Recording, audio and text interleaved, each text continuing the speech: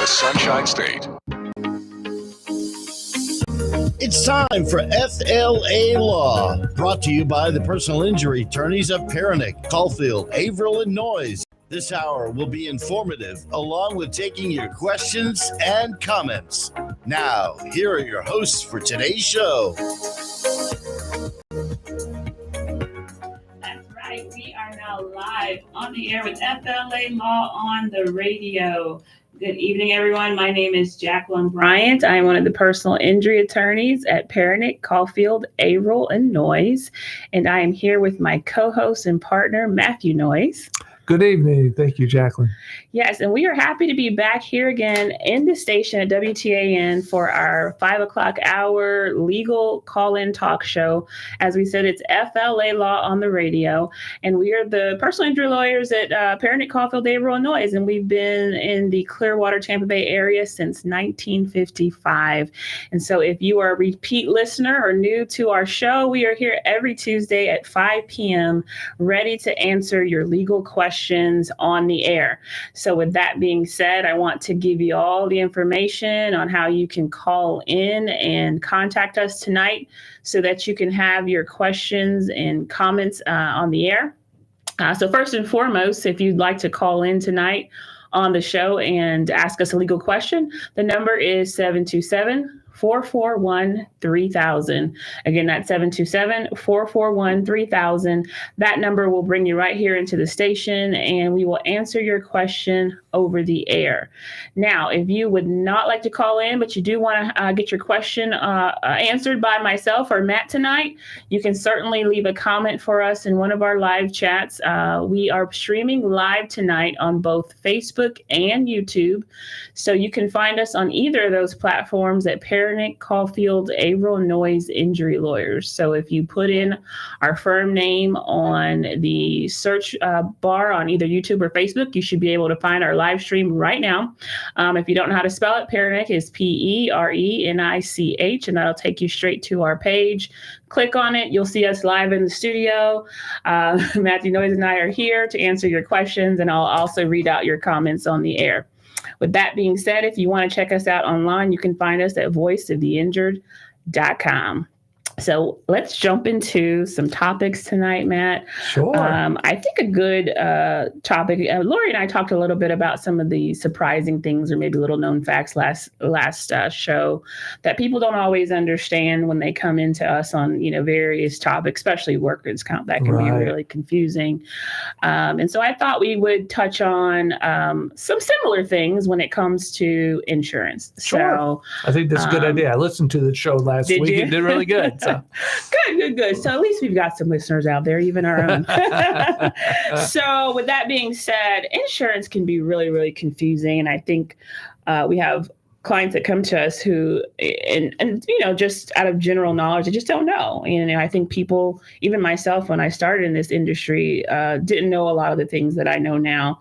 And so I think it'd be a good idea to kind of touch on a few of those things that people may not understand or don't quite get when it comes to Florida insurance laws, right? There's a lot of them. Exactly. And so, of course, we're going to be kind of looking at it more from an eye of personal injury and how it impacts bodily injury claims. But if you have questions about anything we're discussing tonight, please feel free to give us a call in at 727-441-3000. With that being said, I just got a question the other day and I said, let's put this one first on the list because I get this question all the time. Clients, they come to us, they hire us for a lawsuit, and they realize they're no longer happy with their insurance company and they're not happy with the way that they're treating them or how they're handling the claim. And they want to know, can I leave? Am I able to switch auto insurance carriers, or am I stuck with them through the life of this claim? And we do hear that a lot. And the easy answer is no. You can change your automobile insurance carrier after an accident has occurred. Exactly. Unfortunately, you can't change the coverage that you had at the time of the accident to help you for that date of accident. Good point. Many times we have clients that come in and we find out that they didn't have adequate coverage. Mm-hmm. And so then they changed their insurance coverage. Well, Exactly. that doesn't help for that car accident, but it does help for the next car accident that may occur.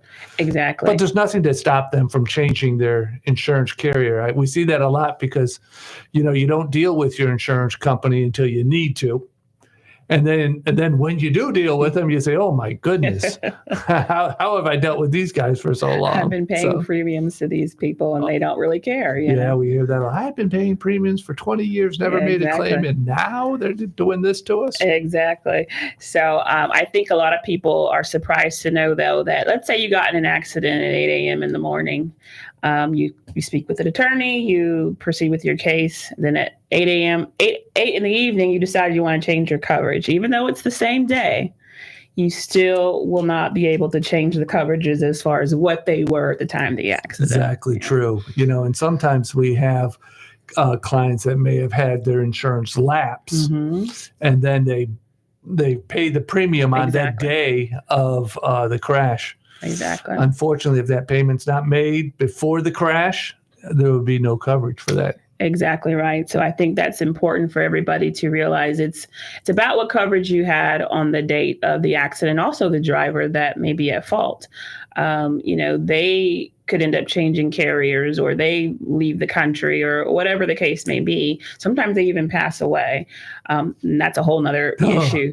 But it's about what coverage they had on that day and the date of the accident that it occurred. At the time of the crash. Yeah. Exactly. At the time of the crash. Perfect. So that's something that I hope you all will take a little bit of a tidbit and remember that, because you can certainly change if you're unhappy and you don't like the way the carrier is handling your case.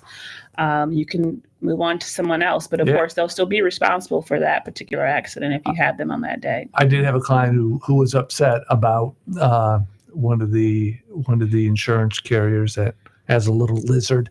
Who shall remain nameless. We won't I'm say sure that. You can guess. but she was like, well, gosh, I'm going to change insurance, and I always say, there's going to be an insurance carrier who's going to want to take your money. Oh, yeah. So don't be shy to shop to find a carrier that may treat you a little bit better. Absolutely. Than whichever coverage you may have. Exactly. And I think I've heard other personal injury lawyers say all the time, you don't have to be loyal to these insurance companies. Some people, like you said, I've been with them 20 years. Well, you don't have to be. No. You can literally change carriers each time your policy renews if you find there's something that's, more adequate and can provide you better coverages, especially at a better price. And so that's something that I definitely encourage. And if there's anything that we're discussing tonight that you have questions about and you want to pull out your own policy, feel free to give us a call. Again, that's 727-441-3000. The lines are open and we're happy to answer your questions about your insurance coverages. It's been a lot easier now with the apps, the insurance apps on their phone. So and it's easy to make mistakes too, though. Because you don't always know what you're buying. I think a lot of people are just trying to get the cost down, especially nowadays. If we can maybe skim a little bit here, cut back a little bit there, and before you know it, you might have already, unfortunately hurt yourself if you were to be injured or have an injury claim, because their coverages that you need, unfortunately, are no longer there. Right. So with that being said, that brings me to my next question. I think a lot of people are misinformed about is full coverage. Oh. Everybody comes in and says, oh, I've got full coverage, right? Or that person told me he had full coverage. Yeah. So what does that really mean in the state of Florida to have full coverage? Unfortunately, full coverage in the state of Florida means very little. Right. In order to have full coverage, meaning the coverage that is required by law, there's only two things. And that's personal injury protection coverage, which is PIP, is short for personal injury protection, and property damage coverage. PIP pays for your medical treatment, whether or not you caused the crash or not, but it only pays $10,000 and it pays at 80% of the medical bills. Right. You go to an ER, that money is gone very quickly. Very fast, especially if you take an ambulance to the ER. Right. Yeah. And it also pays 60% of lost wages.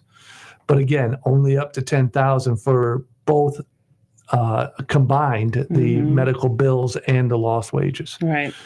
And then the other one is property damage. Property damage pays for not your vehicle, but a vehicle that you may have caused damage to. Precisely. Or a fire hydrant or a telephone pole or other property damage. But property damage does not provide you protection should your car be injured as a result of somebody else's fault. So full coverage just means the doctors get paid, right, and the city gets paid if you hurt a lamp post, right? Right. But if you have injuries, full coverage doesn't really help you at all. Right.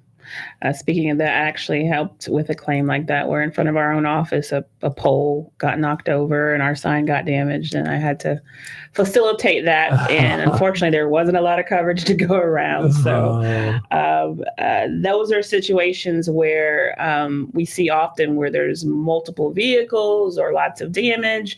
And as Matt has told us, there's not very much coverage that people tend to carry. And that's considered fully covered in the state of Florida. And so when you find yourself in a situation like that, where the other side says I'm fully covered, but we find out that only means, the minimum 10 PD or, the PIP, what does that mean for someone who's been injured in an accident by a driver who only carries that? Well, that's a problem, because what happens is that the injured person still has a right to make a claim against the driver, and they can bring a lawsuit and get a judgment against that driver who caused their injury. Right. But most times, people that don't carry bodily injury liability coverage won't carry or won't have enough assets to provide any recovery for the judgment that you may receive. Exactly. So you may be spending $10,000 to $15,000 to get a piece of paper saying you're entitled to all your damages, but then you have to try to collect on those damages against somebody who didn't have the finances to buy any bodily injury liability coverage. Right. Exactly. And we'll be back to that in a second, because I think that's a very, very important topic. But I want to go back to the PIP. So if that person has, property damage and PIP, and they injure me, I can't tap into that PIP, right? That's correct. So that $10,000 in medical benefits is for them, not me, right? That's right. In most situations, if you are a pedestrian or on a bike, you may be able to tap into the at-fault driver's PIP, but not automatically. Exactly. Yeah. Now, if you owned a vehicle, even though you're a pedestrian or on a bike, then your automobile insurance ends up paying your PIP, even though you weren't on it. Exactly. And even worse, which I had a situation I think it was late last week. If you don't own a vehicle, but you reside with a relative who does own a vehicle. Yes. And you were in a crash while you're a pedestrian or a bicyclist, then that resident relative, which was the mother in that situation, her insurance has to pay the personal injury protection coverage. And people are very shocked by that. Yeah, she was very shocked, and she was very hesitant. She was very concerned about her rates going up. And it's why is this? And the facts of that case was her daughter was in an Uber. As a passenger in an Uber. So why can't you just go after the Uber? Yeah, because Uber doesn't have to carry PIP. Exactly. And so that's why they go to her. If she doesn't own a vehicle, they go to a resident relative, which would be her mom. So in that case, where mom is concerned, that actually brings me back to my next question, which is many people like mom in that scenario are concerned. You're telling me I have to make a claim under my own policy.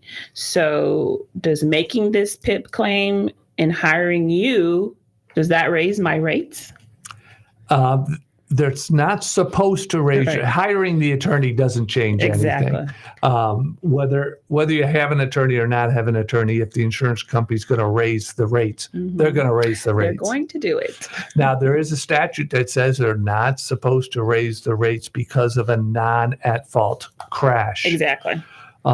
So they won't tell you it's because of that, but the insurance company will find another reason to raise the rates if they want to raise the rates. Very steadily, yes. Yeah. I think every renewal for the past few years might have creeped up every year, and I have no claims, no accidents, but yet here we are. I was quite surprised, and our listeners may not know this, but I have roadside assistance on my car insurance. Uh-huh.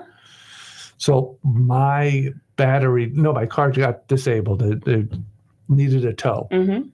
So I called roadside assistance. To my shock and surprise, they counted that as a claim. Really? When they came to renew my policy. Interesting. I was so surprised that they did that. I canceled the roadside assistance right away. Counts, huh? So it's like, that's not a claim. My car, the battery died. I just needed to get it towed. So hey, whatever the underwriters can do, huh? Yes. So I was quite surprised. Interesting. The more you know. So, all right. So that answers that question then, as far as, and a lot of times that's who it is. It's mom, it's parents, it's an aunt or relative that you live with, and you personally don't own a vehicle. You are hurt and injured by someone else, but you have to look to that resident's relative to cover you with the PIP. And so a lot of times people are a little put off by that information. It can be very confusing because you can be a passenger in somebody's car, and your automobile insurance would be responsible for your PIP. Right. Even though your vehicle wasn't involved. So it's very confusing. It can be very confusing. And that's why it's important that after a crash, you talk to an attorney who understands who's supposed to be paying the bills. Exactly, because there's so many scenarios. Now, one other scenario that I hear a lot, especially in a situation like that, where there's PIP issue of some kind, where maybe mom does not want the relative or whomever to make that PIP claim because she's fearful of her rates going up. And so the client says, well, why do I have to use PIP? Can I just use my health insurance? Or just submit the bills to the other driver who caused all this? Why can't I do it that way? Because Florida law says you can't. The other driver's insurance may say, hey, send us the bill. Sure. And when they send you a check for that bill, they send you a release that goes along with that check. Sneaky, huh? And that's a release of all future claims. Right. And so if you sign that release, you end up not being able to bring a claim for any other future medical bills, much less lost wages or pain and suffering or anything like that. Right. And it's often presented in a way as though, oh, this is just an interim payment. We'll handle the bill as we go along. Keep sending them to us, but we need you to sign this document in order for us to put the money in your bank account. Right. They would say, hey, massage therapy used to be covered under PIP. It's no longer covered under PIP. Mm-hmm. And so I have heard adjusters tell injured people in accidents, well, you probably need about $500, $1,000 worth of massage therapy. Mm-hmm. Let me send you that check for your massage therapy. And they send a release with it, and they try to have the client sign off on any and all claims in exchange for that $1,000. Exactly. And they don't consider wage loss, pain and suffering, and all those other things that, of course, an attorney would help summarize and identify all those damages, and people sign away and don't realize that's it. You've closed your case. And it's usually the first day or the second day after the crash. Very early on. And people don't appreciate the full magnitude of their injuries until 36 hours Exactly. The adrenaline is still flowing. The injuries are being covered up because you have the adrenaline to deal with the crash, deal with the property damage, deal with childcare, deal with all that stuff. And life is life. Life is life, and an accident just really throws a wrench into it. Right. It usually takes about 3 days before the adrenaline to slow down. You say, "Oh gosh, I do hurt." Yeah. Or you're like me and most people where they'll just, let me give it a couple days. It'll wear off and I think it'll be fine. And they kind of just ignore it. And that's the perfect time for the insurance company to swoop in and try to get you to settle your case. Right. Yeah. And that reminds me to also talk about a little bit about, when there's a dispute about who's supposed to be paying, what insurance company and such. Well, the law says that if you wait 14 days after the crash, exactly, we can't forget that. It doesn't matter who's supposed to be paying, because if you do not see a medical provider within 14 days after the crash, nobody is responsible to pay for your personal injury protection benefits. Right. And so let's talk about that again a little bit more. So personal injury protection benefits come from your own policy. It's something that you're required to carry. State of Florida, no fault benefits. So with that being said, when I am trying to set up this claim and tap into those benefits that I paid for, that I'm entitled to, and they asked me for a recorded statement, as a person that's been injured, should I give this recorded statement? Is that something I have to do? If it's your policy, more likely than not in your policy, it's a condition precedent. To throw in a legal term there, it's a condition precedent. What does that mean? It means that we don't have to provide you any benefits until you do what we tell you you have to do. Yeah. And oftentimes it is a recorded statement that needs to be done. And later on in the claim, it's also a compulsory medical examination. Oh, yeah. They throw those out there as well. Yeah, and those are conditions that must be done in order to get the benefits. Now, should you do that without the advice of an attorney? Exactly what I was about to ask you. Yeah, absolutely not. Right. Those adjusters and those insurance companies have attorneys that watch out for their best interests when it comes to those statements and other conditions. So it's only fair to level the playing field and at least talk to an attorney. Right. You may not need to have an attorney after every crash. Exactly. But you should always talk to an attorney. I mean, we give free consultation. I think everybody who does personal injury gives free consultation. So it doesn't hurt to get some guidance as you go into the unknown. This week, I think 2 calls this week where the person wasn't hurt. They had given it a few days, didn't feel like they needed to see a doctor, but they were having issues with their vehicle. And I was happy to talk to them. We met by phone and gave them some advice about their car, free consultation, but it was not a case we could help with because there were no injuries. But it doesn't hurt to call an attorney and get that type of help and legal advice. Exactly. I mean, it's important to get that information. Yep. So you know that you're doing things right. Exactly. And if that pain starts to set in, then you know who you can call because you've already kind of made contact with someone. And so that I would suggest that we are that someone for you. We are the attorneys that we feel are in this area, experienced in the area. We've only been handling these kind of cases for almost 70 years now. Yes. And we've got a wealth of knowledge with the attorneys in our office, board certified trial lawyers, and just very experienced individuals. And we'd love to be your voice. And you can find us at voiceoftheinjured.com. The lines are open. We are here to take your legal questions tonight. The number again to call in is 727-441-3000. Matt, our producer, is here to answer the phones and put you through. We're ready. We also are on YouTube and Facebook to take your calls at any time.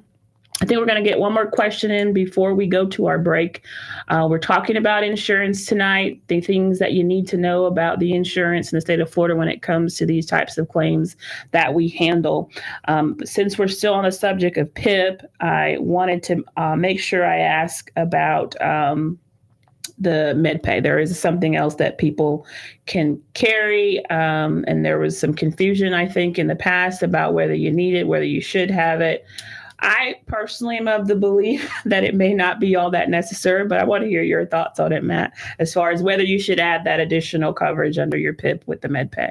Yeah, medical payment coverage or MedPay coverage pays that other 20% that's not paid by PIP. I'm on the fence with it because kind of like with health insurance. Sorry, I skipped over your question about the health insurance. Health insurance, why don't you just submit the bills to health insurance? Well, if you submit the bills to health insurance, they have a lien on any recovery that you make. That's my gripe with MedPay. And MedPay is the same thing. Yes. MedPay has a lien. I mean, if they pay out premiums or if they pay out benefits, even though you paid the premiums, if you make a recovery from the at-fault drivers, MedPay knocks on the door and say, okay, please pay us back. Exactly. Not PIP. Right. But MedPay. Exactly. And so why should you use PIP instead of health insurance? A, because you're required to under the law. The law requires it. But also, if PIP doesn't have a lien on any recovery that you make from the at-fault driver, while health insurance would. Right. So if PIP paid $10,000 worth of medical bills, you don't have to pay PIP back when you make a recovery from the at-fault driver. Right. However, if health insurance paid those same bills because you didn't submit it to PIP, then you would have to pay back health insurance for paying those bills. So it's always better to use PIP. Medical payment coverage is a plus, but it's not something that I say, oh, you got to have. Exactly. And then I see people that have tons of it. It's like, oh, gosh. Yes. So I don't know if it's the best, but I think if you talk to 5 personal injury lawyers, you'll probably get 5 different opinions. That's probably true. Yeah. In certain situations, I mean, if you had to have a surgery, right, now that might be a really good thing to have, and then like you said, it kicks in after the PIP runs out, and so there's definitely scenarios where it's certainly beneficial to have. Yeah, but if you have health insurance, MedPay may not be as important to have. Exactly, especially when you're making a claim as well. I feel like the adjusters say, oh, well, you haven't used all the MedPay yet. Yes, so it's that song and dance we get into. So I think it's a good time for a break. We are still here until 6 o'clock answering your legal questions live on the radio. The number is 727-441-3000. We'll take a short break and we'll be right back with FLA Law on the radio.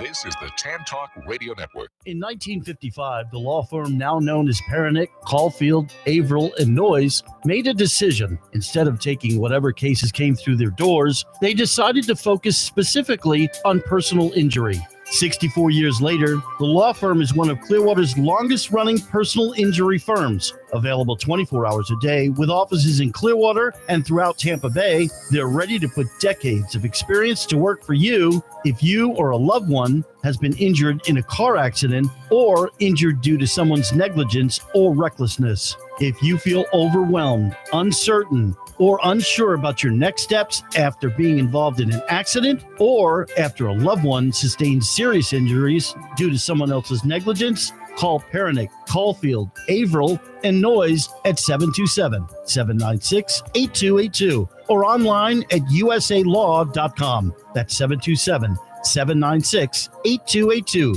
or online at usalaw.com. Non-attorney spokesman. This is the TAN Talk Radio Network.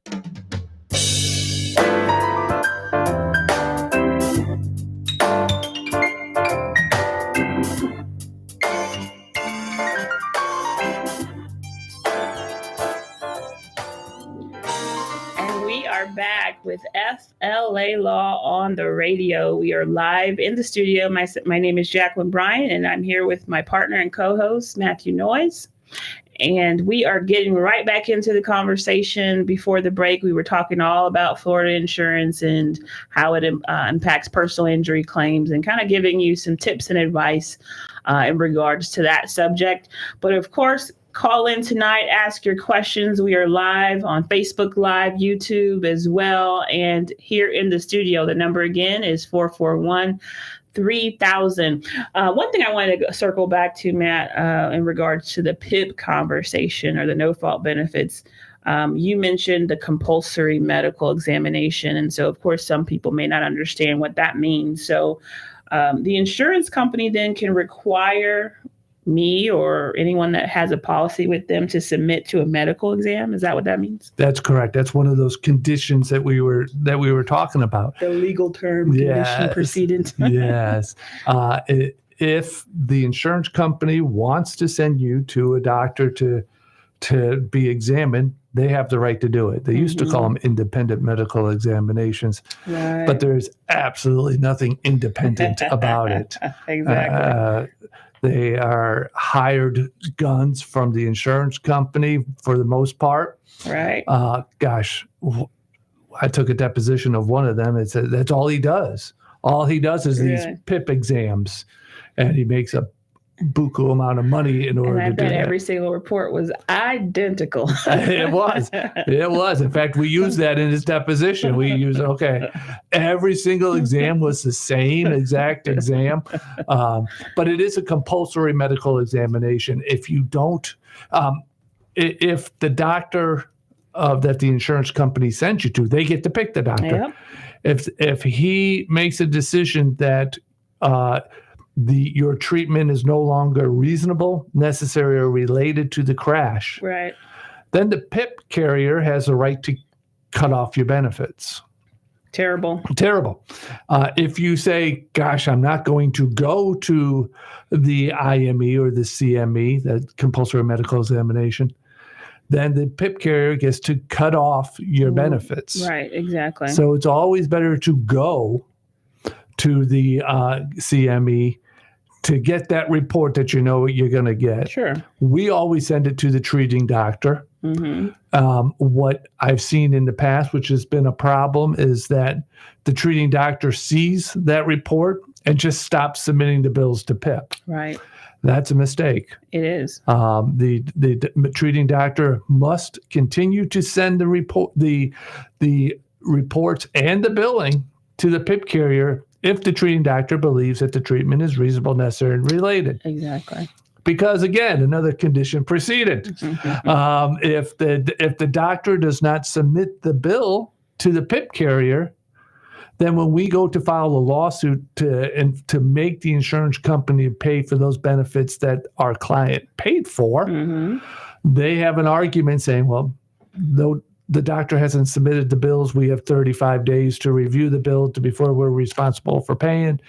And since they didn't file the bills, not only do we not have to pay them, they let the time period go. Yep. And so nobody untimely. Has to pay them because they were filed untimely. Yeah, it's horrible. So it's a battle that you have to fight. So doctors have to be informed, and so do the clients. Yes, and we see that a lot with the doctors. Even though they may treat a lot of automobile accident victims, they think that, I got a letter from the insurance company saying they're not submitting the bill anymore. And so their billing department decides not to submit the bill. And it's like, no, you've got to educate the billing people, or let us educate the billing department that you still got to submit them as long as the doctor thinks it's reasonable, necessary, and related to the accident. Exactly right. And so that's actually one of the sad facts or results that kind of really bothered me that came out of the new change in the law back in March that impacts if we can file these PIP suits and whether attorneys are going to represent individuals now when this happens, because it does happen quite frequently when these IME or CME doctors cut off, the injured parties, the injured victims, and now they have to fight for those benefits that they have paid into their premiums for. They're entitled to them, but this doctor says that they shouldn't receive any more treatment. Normally, we file what's called a PIP suit and we take it to court, and those things play out in litigation. And a lot of times we're successful, or many other lawyers who handle exclusively PIP suits. But now it's more challenging because of the way the law says whether these lawyers can be paid fees. And so I'm unfortunately a little bit sad about how that has played out. That has. I mean, it makes it harder for the injured person to get to the courthouse. Exactly. I mean, I guess the saying is that the courthouse doors are open to everybody. It should be. But that even as that's a small part of the huge changes that were made, that small part still has great impact on somebody who's just trying to get the benefits that they paid for. Exactly. They paid premiums for those benefits. And their doctor says that it is related to the crash. And so they should be entitled to those benefits. So we'll see how that plays out. Maybe that's a good argument that you made, the access to justice, and whether that's going to, the policy of it is going to hold up if it becomes challenged later. But well, that's the problem. The insurance company can say, oh, well, you submitted a bill for $100. We think it should only be $70. Yeah. Well, that $30 difference, it's going to be hard for the injured person to file the claim for that $30 because it costs $500 to file the lawsuit. Exactly. But if the insurance company does that to thousands and thousands and thousands of claims or dates of accidents, they're getting away with it. They are getting away scot-free. Yeah. So it was definitely a grab and a takeaway of rights for Florida citizens, but I digress. I know.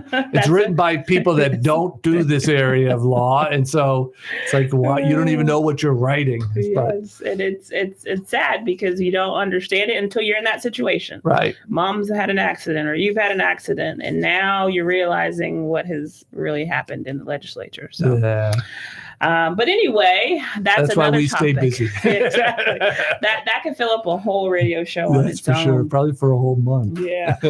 But I want to, of course, segue back to something that we talked about earlier in the show. And of course, if the lines are open, if you have questions about anything we're saying as we kind of touch on topics here and there, feel free to call in tonight. It's 441-3000, 727 area code, 441-3000. The lines are open. Myself and Matt are here to take your calls, and I'm also checking the comments on Facebook. I see we have a few viewers watching, so if you have any questions, feel free to go ahead and drop a comment in the chat, and we will be happy to answer that over the air. So we talked about the unfortunate scenario if you are injured in a car accident by someone else's negligence, and you find out, sadly, that person only has the bare minimum. They think they're fully covered, but all they have is property damage coverage and PIP, which we've established the PIP protects them, helps them, doesn't help you. And so we talked about how there's really this kind of fruitless path of going down to the courthouse, getting a paper judgment that you may never, ever get to see any results on because individuals have to be able to pay those judgments. Right. And if they could pay, they probably would have had better insurance. Right. So with that being said, how do I protect myself if I get hit by an individual who has that bare minimum coverage? It's very important. It's the most important insurance coverage to have on your car insurance.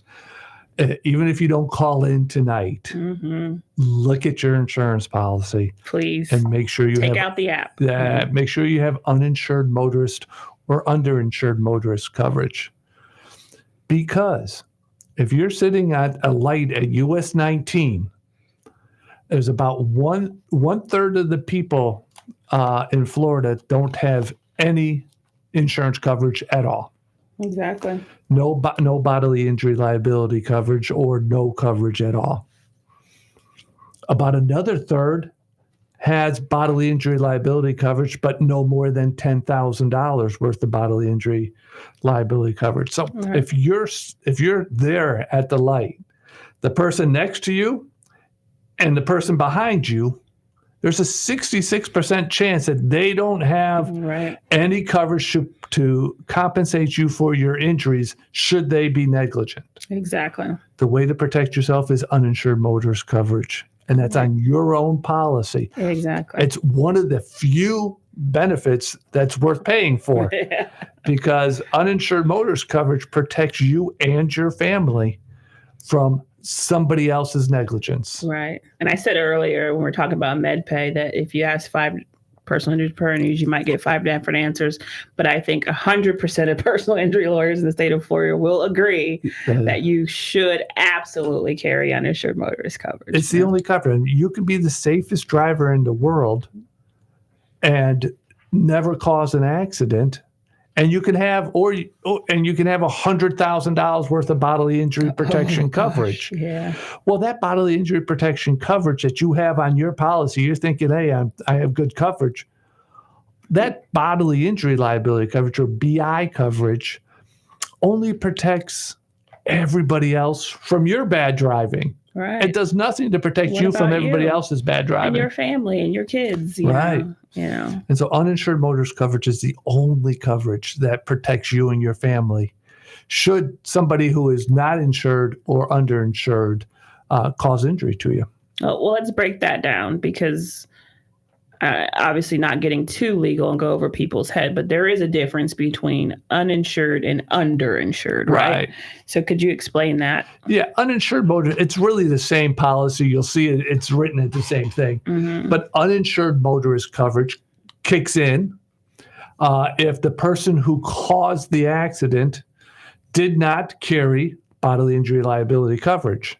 As we talked about in the first half of the show, they're not required to carry bodily injury liability coverage. Yep. And so even though they lawfully have car insurance. Yeah. They're driving around legally. It's totally all right to be driving around without bodily injury liability coverage. Your uninsured motorist coverage will stand in their shoes. Right. Also, uninsured motorist coverage stands in the shoes on a hit and run. Exactly. Or a phantom vehicle. Right. If somebody leaves the scene of the crash, you don't have their bodily, even if they had bodily injury liability coverage, you wouldn't know because they left the scene and weren't able to track them down. Right. Your uninsured motorist coverage protects you and your family in those situations as well. Exactly. So that's uninsured motorist coverage. Phantom vehicle, or somebody that doesn't have any bodily injury liability coverage or any coverage at all. Exactly. The underinsured motorist comes into play when you're injured or a family member is injured because of the negligence of somebody else, but their bodily injury liability limits aren't enough to fully compensate you or your loved one for all the damages that they had. For example, if you need surgery because of a crash and your medical bills are $60,000, that's probably low if you needed surgery. Yeah, that's a pretty reasonable surgery. Your PIP paid the first $10,000, and if the at-fault driver paid if they had $10,000, they paid the $10,000. For medical bills alone, you're still short $40,000. Exactly. And that's not talking about lost wages, pain and suffering, mental anguish, loss of enjoyment of life, or any of those other intangible damages. That's just the medical. And that's why underinsured motorist coverage is so important. Exactly. So it kicks in above and be over the other driver's bodily injury. So even if they have BI, but let's say it's low, as Matt has explained, you want to still have the UN to go above that when your injuries are severe. That's correct. And a lot of times you could have even a soft tissue injury, but you went to the emergency room and you were in an ambulance and you were out of work for a period of time where you may not have broken a bone or had surgery, but your bills are pretty expensive. A CAT scan at the emergency room? Yeah. I've seen it for $17,000. Oh, yeah. Ridiculous, but that's what they charge. Exactly. And that $10,000, let's say the driver only had $10,000 in bodily injury. Well, that's better than none. I'll say that. But that $10,000 may not go very far. And so a lot of people I tend to hear also is, okay, well, can I just sue them? They only have 10, but my bills are 25. Why can't I just sue them? And so that goes back to, I think, the whole, take it down to the courthouse. And you can take it down to the courthouse. You can get a paper judgment saying that you're entitled to 100. Right. Their liability insurance will pay their 10,000 and They're say, send you a check for the 10. Yeah, they'll say, see you later. Go try to get the 90 from our insured, or probably their ex-insured by that time. So right. They'll shake your hand, said you hired a good attorney, got a good job, but here's the check for the 10,000. Yeah. So I think that it still goes back to the same argument. Carry the purchase the get as much as you can afford. That's exactly right. I've seen too many policies where the client comes in after a crash and they have $100,000 worth of bodily injury liability coverage, and they rejected It's like, why did you reject And let's talk about that. That's a great point. So people don't even realize that's what they're doing, right? Oh, I know. I know. How does that look when it comes to I'm creating my policy. I selected that I want to carry $100,000 in bodily injury. Where in that scenario am I giving away my Are they supposed to ask me? They are supposed to ask. Okay. There was a time in Florida where they weren't insurance agents or companies weren't required to tell you about Right. And they saw what injustice that was. And so they passed a law saying you must tell them about and you must give them a form to fill out. It must be this size font, and it must have this, and so it has all these requirements of what it must have. Sounds good, right? But nowadays, when insurances are being opened or renewed online electronically, apps on your mobile device, it shoots it down to the sign now, and you click sign now without seeing really what you're signing. Bingo. And you've just rejected Exactly, without even realizing it. And you, like Matt said, you think you've got excellent coverage because you purchased $100,000 in bodily injury. That does not protect you. No, it doesn't. It doesn't at all. And that's why I always say, at least not in the way you think it protects you. I mean, if you only have limited amount for your insurance coverage, everybody has to live on a budget. If you have limited amount of insurance coverage, make sure your matches your liability coverage. Exactly. So if you have to reduce your bodily injury liability coverage because you're a good driver and you hope not to cause any crashes, then reduce it so you can pay the premiums for And premiums are cheaper. Not as expensive as you think. Yeah. Because they can rate you based on your driving for Right. They can't really rate you for your driving on BI. If you're a bad driver, they're going to be able to charge you a whole bunch. But if you're a good driver, they can't really justify raising the BI or the because you're a good driver. Right. So that's important. So that's a great point. And I think the last point I want to really make about that is also there's different kinds of coverage when it comes to stacked and unstacked, right? Right. And it almost literally means what it says as far as the stacked goes. Can you explain that? I always say get stacked coverage. And I won't get too legally, but sure. But even if you have 2 vehicles or 3 vehicles on your policy, and you had 100,000 or let's say 25,000 worth of coverage, right? If you get unstacked coverage and you get involved in a crash in one of your cars, you only have $25,000 worth of coverage available. Even though you had 3 vehicles. Right. However, if you buy stacked coverage and you're involved in a crash in one of those vehicles, you don't have just 25. You have 75 because the is stacked up on top of each other. So you have a total of 3 vehicles, 25,000 each. You have $75,000 worth of coverage to protect you or your family. Exactly. Now, not to be too legally, even if you only have 1 vehicle on your policy, it's still better to get stacked. Oh yeah. The premium difference for stacked and unstacked is pretty minimal. Minimal. And so there are situations that you may be able to stack your coverage on top of other policies, even though you only have one one vehicle on your policy. Right. And I've seen it at play with a client who didn't even realize they had stacked coverage.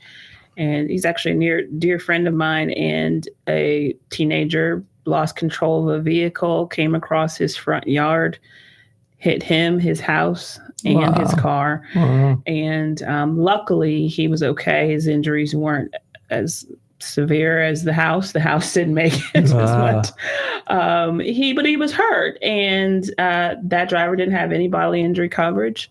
And he pulled out his policy. I was like, what can I do? And I'm like, thankfully, you've got UM. Yes. And you've got several vehicles, and it's stacked. And he's like, I got to kiss my wife for that. I was like, exactly. Yes. So we were able to get a very, very good recovery from him because of the genius of his wife, I would say. But also, you can be in that same situation. You want to make sure you take care of yourself and your family by purchasing the right coverage. And you got to look at it now. Mm-hmm. Looking at it after a crash doesn't do any too good. Late. Yeah. And we always say, we have been doing personal injury since 1955. Mm-hmm. We're always happy to review somebody's car insurance policy to let them know just our thoughts, our opinions on whether or not that's adequate coverage or not, or if there's some kind of coverage that the insurance agent talked them into getting or not getting that's not truly beneficial to the insured or his family. Right. And we care about our community, and we want people to be protected. And so you know how to find us. But if not, I'll give you the information. Our website is voicetotheinjured.com. You can also find us at usalaw.com. Our number at the office, so that you don't call the radio station, because we're only here on Tuesdays at 5 o'clock to 6 o'clock. But if you want to reach us at the office, it's 727-796-8282. And that's how you can get in touch with the attorneys like myself and Matthew Noyes and the rest of us at Pernick, Caulfield, Averill, and Noyes, so that we can help you with your insurance review and take a look at your coverages when it comes to that.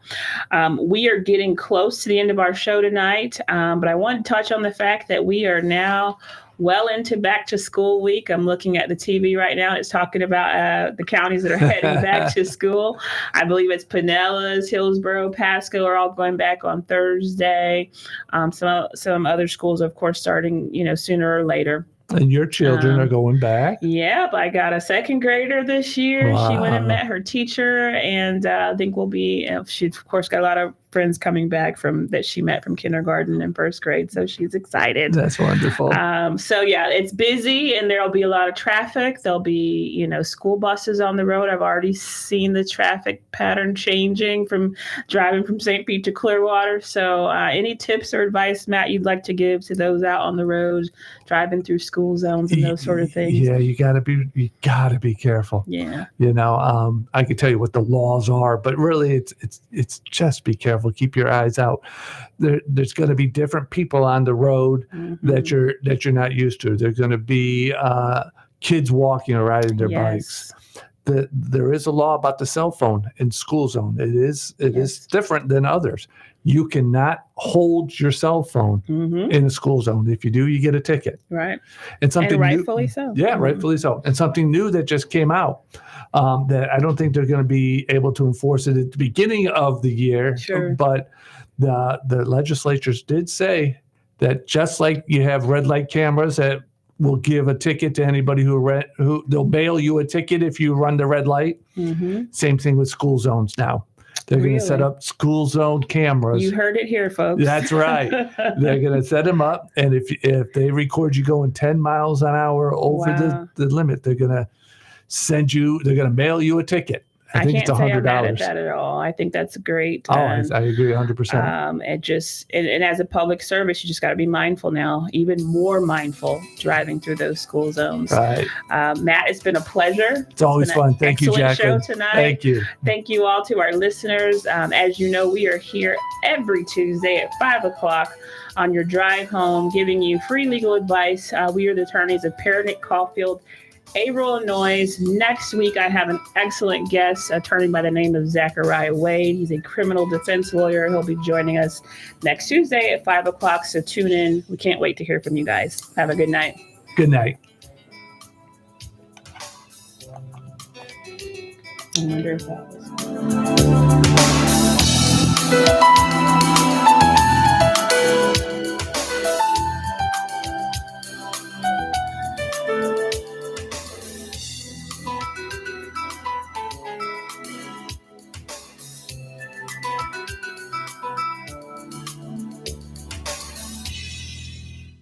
WTAN, Clearwater, FM 106.1, WDCF, Dade City, FM 102.